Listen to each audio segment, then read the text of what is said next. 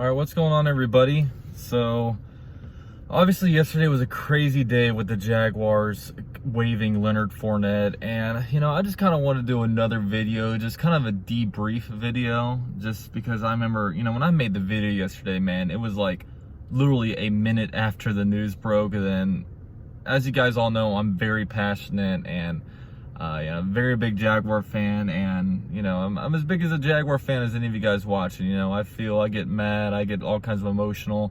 I'm a very biased. I mean, at the end of the day, I am biased.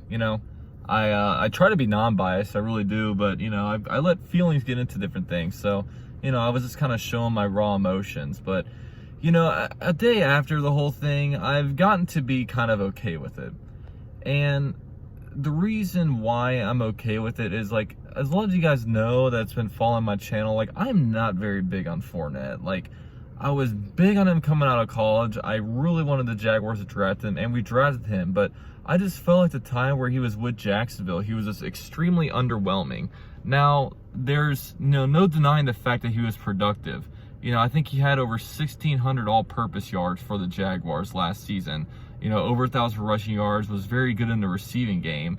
But with Fournette, what drove me absolutely nuts is that he couldn't break tackles, and he couldn't make people miss, and he was just force-fed the ball. I think he averaged about 4 yards per carry, which isn't good, because a lot of times running backs have higher yards per carry because they have a lot of breakout runs. There might be 80-90 yard runs to kind of skew the stats, but even with all those long runs he had, he only averaged about 4 yards per carry, and that's not very good. And I saw a stat that Leonard Fournette's entire 3 seasons with the Jaguars, yeah, it's only been 3 seasons, feels like so much longer, but he's only had about like a little over 90 missed tackles.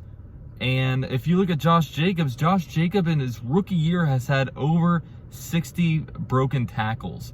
So, I mean, that just gives you a perspective on things. I mean, the thing about Leonard Fournette was, like, in college when you looked at him, he was able to just, he was very good in college because he was extremely fast, and he was also huge. He could run over these defensive backs that weren't going anywhere in the NFL. He would just bowl them over. But in the NFL, all these guys are fast. All these guys, they know how to tackle. So, once he went over to the NFL, it was, it was different for him, where he couldn't, he could no longer rely on that. And then you also look at him, he's a very tall runner, meaning that he runs with a high pad level. You want a guy that has a lower center of gravity and is able to break tackles easier, because when you're running high, it's a lot easier to fall down. You get tripped up a lot easier. And he's a one-cut kind of back. He's not going to go over there and juke people out.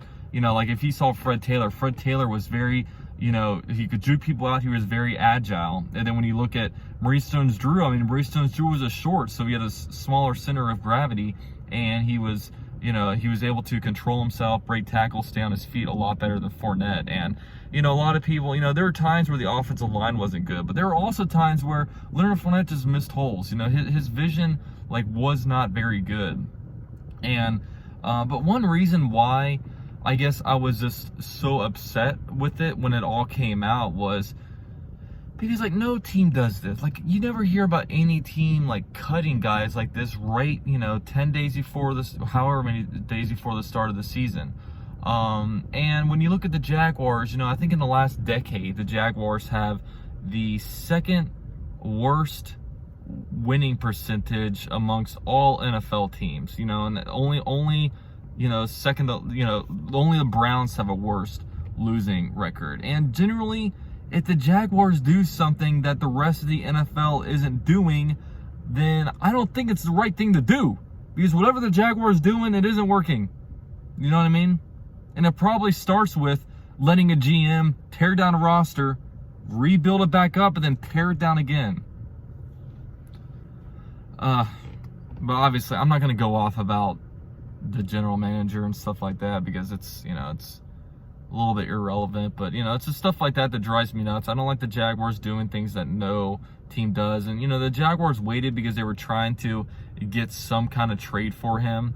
But at the end of the day, I mean, you know, it's really telling. No team thought Leonard Fournette was worth his contract. No team would trade for him. He was not picked up on waivers, so now he's a unrestricted free agent. He can sign anywhere for any amount of money, and you know, we'll see how quickly it takes for him to sign. I mean, you know, you still have guys like, you know, Devontae Freeman is still out there available. No team has signed him, so you know, you almost wonder like how soon will Leonard Fournette sign? Is it going to have an injury to happen for him to sign?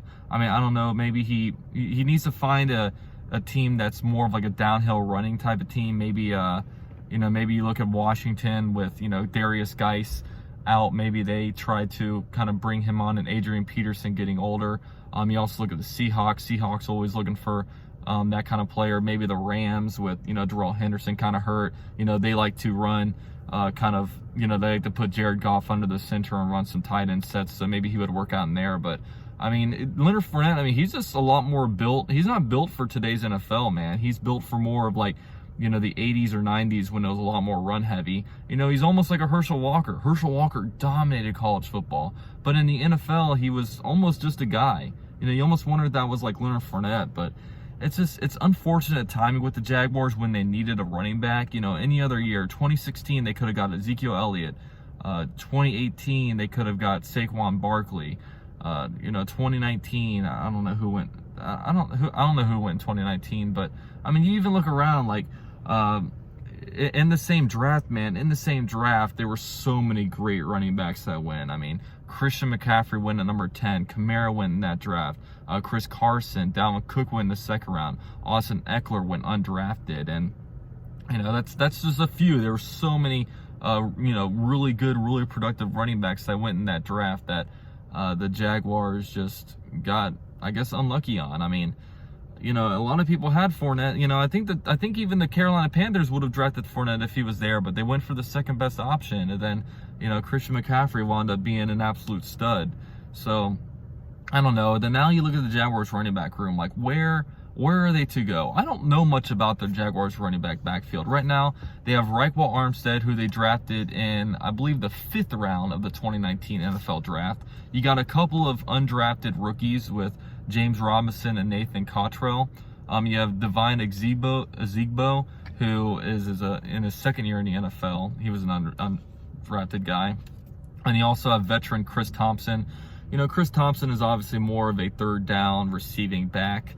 But you wonder, like, Raekwon Armstead, like, I mean, I know some about Raekwon Armstead. I knew him coming out, like, you know, I watched him a lot in college. He went to Temple. Temple's in the same conference as UCF, so I'm familiar with that division.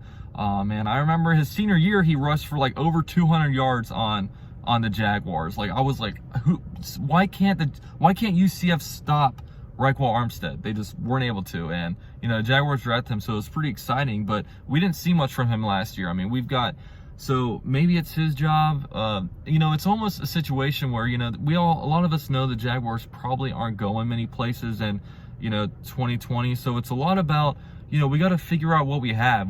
First of all, we have to figure out what we have in the quarterback. That's going to be a big decision to make in 2021. And also, we know what we have in Leonard Fournette. We know exactly what Leonard Fournette is. Let's see what some of these other guys are. You know, because every year, you know, teams are spending high draft picks on, you know, the second, third round on guys. I mean, you look this year, you know, guys like Cam Akers, J.K. Dobbins, Jonathan Taylor. The Jaguars did not draft any of these guys. So, you know, and then, you know, running backs, maybe not in the first round, but, you know, they get drafted. So it's almost like, okay, you know, if we have something out of Raekwon Armstead or one of these guys, you know, maybe we don't have to invest a very high pick in that position next year. But we just have to wait and see. You know, that'll be an interesting element. Just what exactly do the Jaguars have in the running back room? Because I know I myself, I would get frustrated with Fournette just because I probably had some unrealistic expectations for him, but maybe they weren't unrealistic. I mean, you're number 4 overall back. You know what I mean? Like, I thought he would be a Marshawn Lynch. You know, I mean, you look at Marshawn Lynch's top 10 runs. I know I said this a lot, but I thought that was going to be Fournette. He just wasn't. And, you know, I've always, you know, and I've gotten a lot of hate on this channel. On this channel, a lot of people have been frustrated with me because they talk down Leonard Fournette so much. But it's just, you know, like I said, maybe I'm too negative sometimes on here, but one thing I always promise you guys is I'm going to be 100% real with you.